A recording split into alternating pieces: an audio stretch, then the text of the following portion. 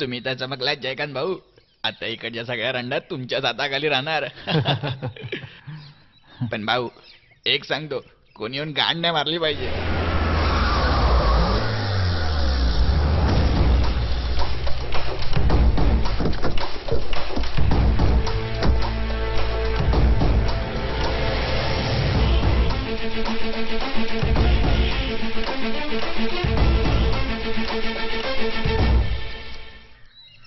काय झालं? बोचात आणला?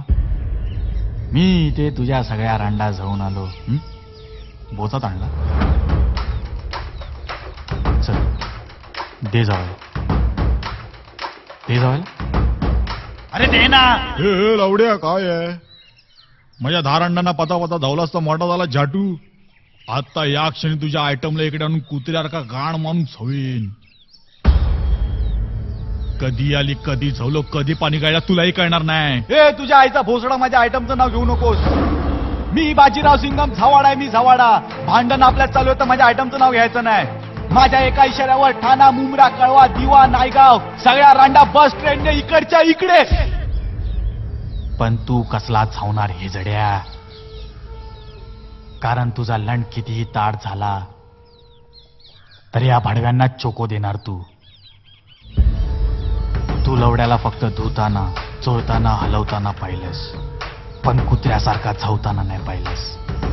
मुठ्या मारतोस हिजड्यासारख्या आणि या भाडव्यांना जमा करून रात्री यांच्या तोंडात लंड देतोस. हा मुठ्या मारणाऱ्याचा हात त्या रांडीच्या रात्रभर मुठ्या मारून मारून कडक झालाय आणि हा हात जर तुझ्या गांडीत टाकला तर समजून जा ही सारी हेगडी तुझ्या लवड्यामुळे आहे ना. 5 मिनिटात तुझे लवडे लावू शकतो. लाव ना. अरे लाव ना लवडे. हेच तर मला पाहिजे की जयकांत शिकरेने बाजीराव सिंगमचे लवडे लावले, की जयकांत शिकरे बाजीरावचा लंड बघून घाबरला, की जयकांत शिकरे हिजड्यासारखा पळाला. तुझी आय पादली माडक्यात.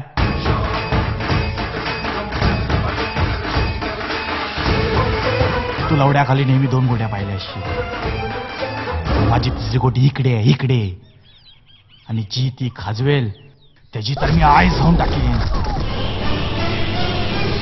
त्या डोक्याची आय चवलीस.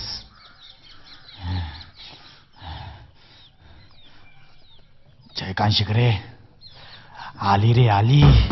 आता तुला झवायची पाळी आली.